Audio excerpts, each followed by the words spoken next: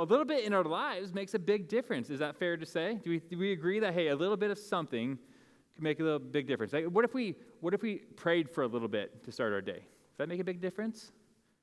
What about if we spend some time in the Word, just a little bit of time? That could probably make a pretty big impact, a difference. Right? What if about our health? Like, what about a little bit of a walk in the morning or before we eat or after we eat? Could probably make a big difference. A little bit of exercise, a little bit of healthy eating could make a big difference. It can go a long way. There's a lot of things that we could do good, a lot of good things that it could be helpful for us if we did a little bit of them, but the opposite is true as well, right? There's a lot of things, if we did a little bit of them, aren't good for us either, right? A little bit of jealousy, a little bit of anger, a little bit of greed, a little bit of those things can make a big difference as well in how we live our lives as well. So we're going to go through here, as we go through Matthew 14, verses 22 through 36, we're going to find out that a little bit of faith can lead to pretty cool things. A little bit of faith could take us from where we are at to where we're supposed to go. But then also we're going to find out a little bit of fear can also make us fall. So a little bit. So if you have your Bibles, go ahead and open to Matthew 14, be in verse 22 to kick it off, and it says this. Immediately after this, so immediately after this means immediately after feeding the 5,000. They are on the screen as well, you're right. So immediately after the 5,000 were fed, we need, just to reference real quick, if we go to John 6, something started happening. Once Jesus and the disciples fed the 5,000, the people there wanted to basically make Jesus king right then and there. Like they were like, hey, we're going to make him king. They were like this, but king in a different way than how we view him as king. Like ruler, like they wanted him to do that, and Jesus like, no. I know my Father's plan. I know God's plan. Now is not the time. And so he sent his disciples away, he sent the people away, and he was going to go away to pray. So that's what happened. So immediately after this, Jesus insisted that his disciples get back into the boat and cross to the other side of the lake. So think about it. Jesus sent his disciples to the boat and to the lake. Just keep that in mind because of what's going to happen here in a little bit. So Jesus sends them away. He sent the people home. After sending them home, he went up into the hills by himself to pray. Night fell while he was there alone. So Jesus, once again, is modeling, hey, this time of prayer, this time alone, it's important. Verse 24. Meanwhile, the disciples were in trouble far away from the land. So they're in the boat, Sea of Galilee, they're in trouble. For a strong wind had risen, and they were fighting heavy waves. Once again, keep in mind, Jesus sent them on this boat into the sea, into the water. About 3 o'clock in the morning, Jesus came toward them, walking on the water. Anybody here ever seen anybody walk on water before? Yeah, me either. Me neither. But here's Jesus coming from being alone, praying with the Father, walking towards his disciples who are on a boat, who are like straining, fighting winds and waves. When the disciples saw him walking on the water, they were terrified, rightfully so. In their fear, they cried out, "It's a ghost!" But Jesus spoke to them at once. "Don't be afraid," he said. "Take courage. I am here." Then Peter called to him, "Lord, if it's really you, most translations actually say, since it's you." Like, hey, don't be afraid, take courage, I am here. Lord, since it's you, tell me to come to you, walking on the water. Something that Peter's never done either, right? He's like, never walked on water before. But if it's you, since it's you, tell me to come to you, and I'll walking on the water. Let me come to you. And Jesus said, "Yes, come." So Peter went over the side of the boat and walked on the water toward Jesus. But when he saw the strong wind and the waves, he was terrified and began to sink. "Save me, Lord," he shouted. Jesus immediately reached out and grabbed him. "You have so little faith," Jesus said. why did you doubt me?" When they climbed back into the boat, the wind stopped. The disciples worshipped him. "You really are the Son of God," they exclaimed. After they had crossed the lake, they landed in, and when the people recognized Jesus, the news of his arrival spread quickly throughout the whole area, and soon people were bringing all their sick to be healed. They begged him to let the sick touch at least the fringe of his robe, and all who touched him were healed. So once again, real quick here, if you go back a little bit, there was this moment when Jesus was with the disciples on a boat, and a storm came, right? And during that moment, what was Jesus doing? He was sleeping. He was sleeping in this boat. Disciples were not sleeping. They were freaking out. As the winds and the waves are coming, they were terrified. And it's like, "Jesus, how can you sleep? Why are you sleeping? Jesus, save us. We're going to die." Jesus wakes up from his slumber, says, "Fear not." Actually says, very similar, "You of little faith." And he calms the storms, calms the waves, and all is good. And so at least now it seems like the disciples, that they probably overcame that fear of the winds and the waves, right? They're not freaking out. They're out there in the middle by themselves. Maybe not calm, but at least they're not freaking out. They're not afraid while they're in the middle of the storm that just came about. Praise the Lord is right? Sometimes, once we overcome a fear, once we see that peace is possible in a storm, okay, now I can go through a similar storm and go through that again and be okay with it. But what happens when we step out into something new and something different? What happens when that happens? What happens when all of a sudden we're doing something different? And maybe Jesus calls us out of something that we've known, and we're going to step into something new, something different, something unknown. What do we put our faith in? How much faith do we have? Or is it more, do we have some fear as well? And so, a couple quick things before we get to a main point here, to talk about the main point. It's interesting once again, right, that Jesus sends them out into the boat, into the sea, knowing that the storm's probably going to come. A lot of times, we do get sent out into uncomfortable situations so we know how we're going to respond, so we can figure out how we're going to respond, so we can maybe develop something, right? That's why I tell people, hey, if you're going to pray for patience, be prepared for moments where you're going to have to be patient, right? That red light's going to stay red longer. Are you going to be patient with your kids? You're going to have moments where you practice patience. Here we see the disciples fighting the waves and the winds and appearing, at least from what we can tell from what we're reading, hey, they're not freaking out like they did before. They've gone through this before. They've experienced this before. Their faith in that storm, their trust in the Lord is stronger. And so that's what we go through things in life. We experience similar things in life. We're developing our faith and perseverance, and these things are happening to us.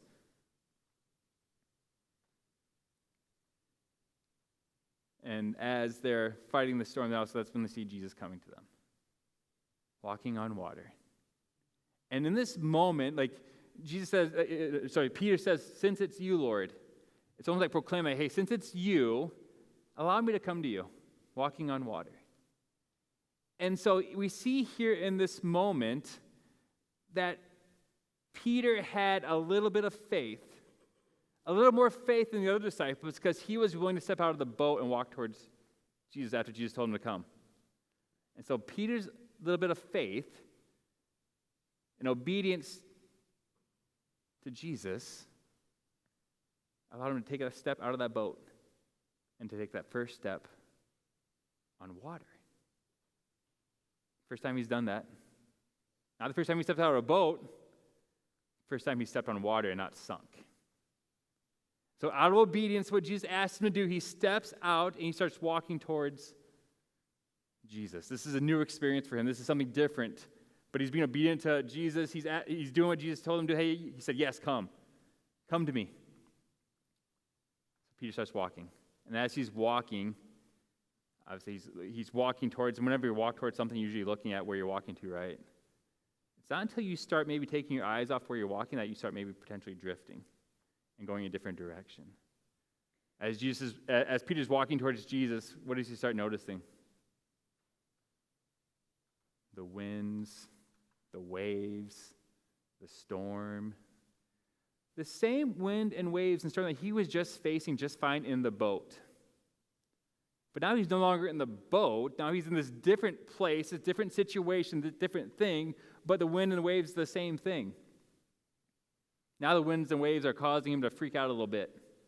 His eyes are no longer on Jesus. His eyes are not fixated on the things around him, the circumstances, the storm, the waves, the winds. And what happens? He starts to sink. He starts to sink. And he does what we should do. Once we start sinking, once we start falling, once we start going in the wrong direction, when we start doing things we shouldn't be doing, we should cry out just like Peter cried out. Lord, save me. Lord, help me. He knows where to go. And thankfully, Jesus didn't first say what he said, but thankfully, Jesus does take his hand and reach out, and he does save Peter. He saves him. Before we get to what Jesus says to Peter, we need to talk about this first main point of that our faith, if we're being obedient, our faith shouldn't just be a belief, but it should lead to action. And so Peter had faith that it was Jesus, that Jesus did tell him and say, hey, yes, come to me. So Peter's faith in Jesus led to action, allowed him to take a step out in faith. But even though when he took a step out in faith, guess what? Storms still happen. Storms will still happen. We will still face storms when we step out in faith. Just because we're stepping out in faith doesn't mean it's going to be all rainbows and unicorns and lollipops. Just because we step out of faith doesn't mean there's going to be no problems, no challenges, no trials.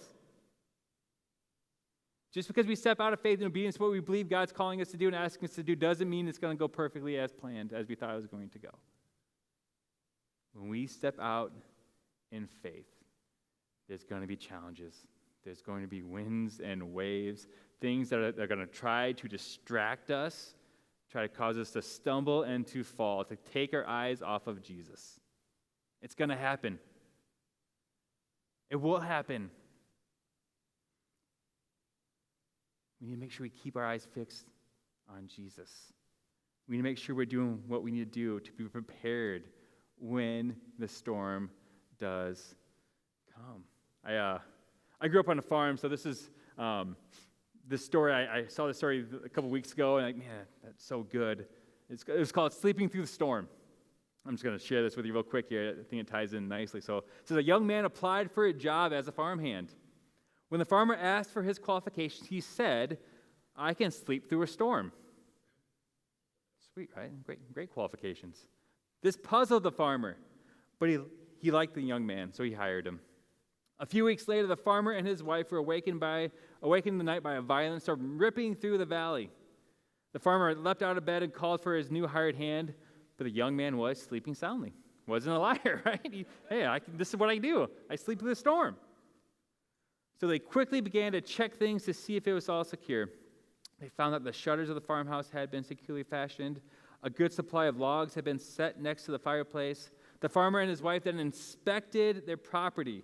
They found that the farm tools had been placed in the storage shed, safe from the elements. He saw that the bales of wheat had been bound and wrapped. The tractor had been moved in the garage. The barn was properly locked tight. Even the animals were calm and had plenty of feed. All was well. The farmer then understood the meaning of the young man's words. I can sleep through the storm.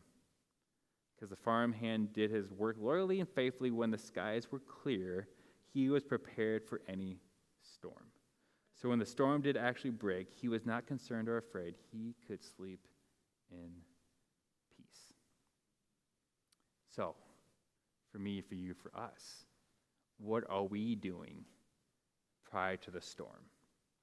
What steps are we taking to be prepared for when that storm does come? So when the winds do pick up, when the waves start hitting us, when we are taking these steps in obedience to what God's asked us to do, are we doing what we need to do to be prepared prior to the storm comes? So when the storm does come, we can be just like Jesus, who was able to sleep in the storm, just like this farmhand who was able to sleep in the storm.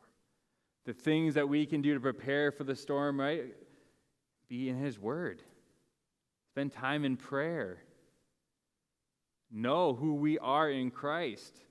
Be confident in what he's called us to do. Fix your eyes on him. The storms will come. What are we grounding ourselves in? What's going to help us stay calm and at peace? When Jesus is in our boat, we can have peace because he is the Prince of Peace. We can stay calm. The storm will pass. What are you putting your faith in? What are you putting your trust in? What are you doing to prepare when the storm does come? So that spiritually, we can do that physically, emotionally, financially, right? Be prepared. Be prepared. Prepare yourself. Train yourself. Prepare your families. Be in community with other people to help prepare as well. Lock arms with other people. Hold each other accountable. Do all you can do.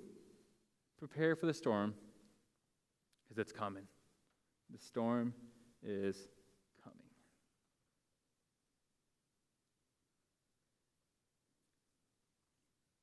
So now we could go to just this little bit of faith that Peter had. If you recall then, so Jesus saves Peter. Peter says, hey, save me, Lord. Lord reaches his hand out, pulls him out. And Jesus says next, you have so little faith. Jesus said, why did you doubt me? I think it's important, that question, why did you doubt me? Because I think a lot of times when we say you have so little faith, you know what that sometimes would maybe lead us to believe? I just need to have more faith. I need to muster up more faith. It's all about me then. I just need to have more faith. I need to do something more to have more faith. But then Jesus said, no, why'd you doubt me? So it's important to note that our faith, the measure of it isn't what's important. It's the object of our faith is what's important. Like what we put our faith in is what matters. That's what truly matters. That's what Jesus is saying. Hey, why did you doubt me? Why didn't you trust that I was here? Why didn't you? I told you to come to me. I told you. Hey, step out of that boat. Come to me. You're fine. Trust me. Why are you doubting? And so it's important for us to note our faith is strong only when the object of our faith is strong. Like our faith is only as strong as the object we're putting it in. If the object we're putting our faith is strong, our faith will be strong. But if we put our faith in ourselves and other things, we're going to be let down. We're going to fall. We're going to stumble. I don't know what Peter was putting his faith in after he stopped looking at Jesus, but obviously it was no longer Jesus. When his faith was in Jesus, he could walk on water. Once he took his eyes off of Jesus, that's when he started sinking. That's when he started falling. The same is true for us. Once we start taking our eyes off of Jesus, once we no longer are putting our faith and trust in him, it's like sinking sand. It's going to go away. We're going to fall. We're going to stumble. Our faith is strong only when the object of our faith is strong. We'll fall if our faith is in ourselves, our circumstances. If our faith isn't on Jesus, then we will sink. But once we're able to put our faith in Jesus, once we fix our eyes on Jesus, the source and perfecter of our faith, what it says in Hebrews 12:2, right? Fix your eyes on Jesus, who is the source and perfecter of our faith. then we won't sink. Then we won't fall. Then we won't stumble. Then we continue to move forward in what he's called us to do. Then when the winds and waves come, we can continue to move forward to what Jesus has called us to do. We need to make sure our faith and trust is in the right thing. So David Platt says, what matters most is not the measure of your faith. Instead, what matters most is always the object of your faith. So the question for me and the question for you is, what are we putting our faith in? What are you putting your trust in? And when the storms come and the waves come, are you fixed, your eyes fixed on Jesus? Because that is what matters. And as those final verses in Matthew 14, obviously gets back in the boat. Jesus is in the boat with them, and the disciples worship him for who he is. And they proclaim that you really are the Son of God. They now understand, like, after all the things they've done, right? Like all the things Jesus has done up to this point, that you are the Son of God. And so I just want to just talk about this here in a second. So I do once again, Peter's little faith made a big difference. Peter's little faith got him out of the boat. His little faith is better than the other disciples' no faith. A little faith can go a long way. A little faith makes a big difference. But I encourage you, don't stop with a little faith. We need to get to the point like the rest of the disciples. And once Peter and Jesus is back in the boat, the disciples started worshiping him. The disciples proclaimed and exclaimed that, hey, you really are the Son of God. So they're proclaiming with their mouth who Jesus is. But true faith is not just belief, it's action. It's action. And so with our faith, is it just belief, head knowledge, or is it something we truly believe in and that we're going to take action on and do something with?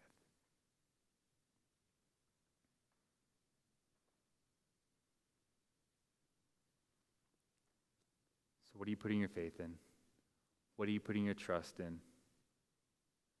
That no matter what you're going through, the storms of life, Jesus can and does provide peace in those moments. As long as we put our faith in him, as long as we put our trust in him, as long as we are fixing our eyes on him. Storms will come and go. He's going to continue to ask you to step out in faith. He's going to ask you to step out of the boat. He's going to ask you to get uncomfortable. He's going to ask you to do things you've never done before. The storms will come.